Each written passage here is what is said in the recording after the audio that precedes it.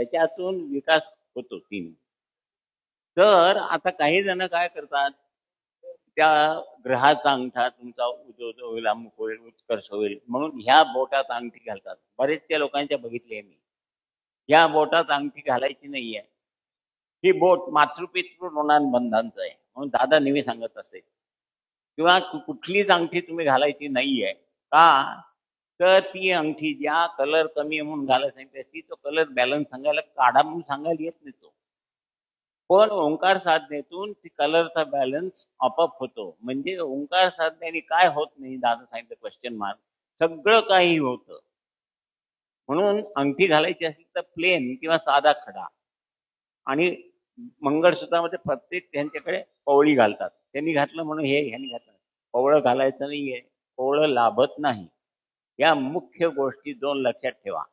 साधना केली त्या आता आणि सगळं काही जे तुमचं अनबॅलन्स झालंय ते बॅलन्स होतंय, सगळं व्यवस्थित होतंय. ते झालं नंतर मी सर्वांना हे घेऊन यायला सांगितलं होतं.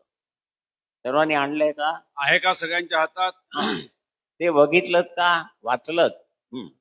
तर आता इथून नाभीपर्यंतच जीवन ईश्वरमय करायचंय, प्रकाशमय करायचंय.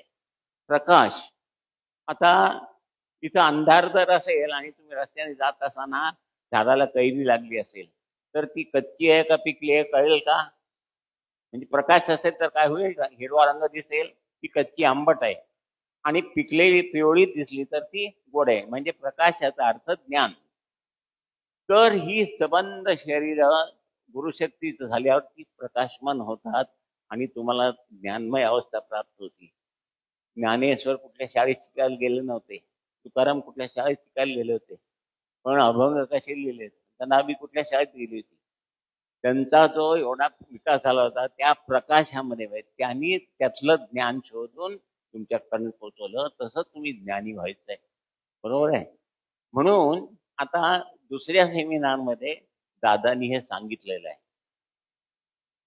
तेव्हा दुसऱ्या सेमिनारमध्ये पान 79 वर आहे, घरी गेल्यावर बघा. ज्ञान साधना पुस्तक नंबर 2.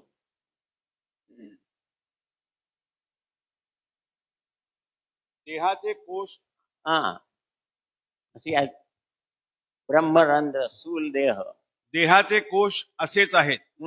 1 ब्रह्मरंध्र, 2 स्थूल देह, 3 सूक्ष्म देह, 4 पंचप्राण कोश, 5 चित्त आणि 6 नाभी. एवढेच मनुष्य जीवन आहे व गुरुमार्गाने साकार करावयाचे आहे. हे लक्षात घ्या.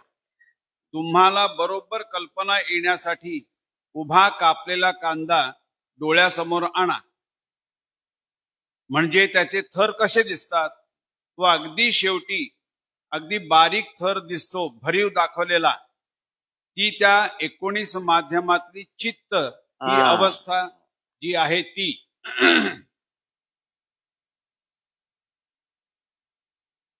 येथे म्हणजे या 2 अवस्थांमध्ये एवढासा असतो. तो जागृत झाला म्हणजे अहम आकार, म्हणजे सर्व देह जो आहे तो ईश्वरमय झाला.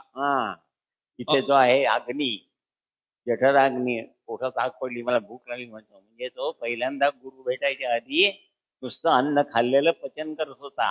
आणि किती खात होतो आपण पहिल्यांदा गुरुमार्गी होण्याच्या आधी, किती खात होतो आणि आता किती खातो. तर तो अग्नी पचनार्थ फक्त 10% लागतो आणि उरलेला 90% प्रकाशमान करून तुम्हाला ज्ञानी करतो. ते व्हायचंय. समजलं? म्हणून साधना बरोबर, साधनेशिवाय तुम्ही काहीही करू नका. साधनेने भविष्य घडतं. जे काही करायचंय कमी यायचंय, जास्त होतं, जास्त असलेलं कमी होतं. म्हणजे त्याला दुसरं काहीही करायची गरज नाही. अंगठीत घातली, कोणी सांगितलं ह्या बोटात घालावी, ह्या बोटात, काही होत नाही. अशा अंगठ्या घेऊन जर बदलत असतं तर दादांनी 2.5 वर्ष तिथं माधुकरी मागून साधना कशाला सिद्ध केली असती. अंगठ्या घातला चला जा, असं नाहीये. तर अंगठी नको, काही नको, पवळी नको, साधं मंगळसूत्र हातामध्ये घालू नका. आणि याच्याप्रमाणे तुम्ही म्हणत हल्लीचे यंग पिढी किंवा कसं यायचं, बाप दाखवा नाही तर श्राद्ध करा म्हणतात. बाप दाखवला हा माझं झालेलं आहे, आणि तुमचं व्हायला पाहिजे.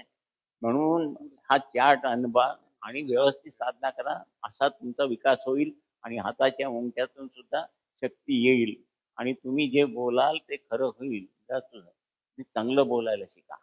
काल सांगितल्यासारखं बोलू नका. पेढे द्यायला की काय कॉपी केली असेल, घर बांधले म्हटलं तर पैसे खाल्ले असतील, तुम्ही बघायला गेला असतात का? तर उच्चार, आचार आणि विचार हे शेवट चांगलं सांगितलंय. उदात्त अनुदात्त स्वरित उच्चार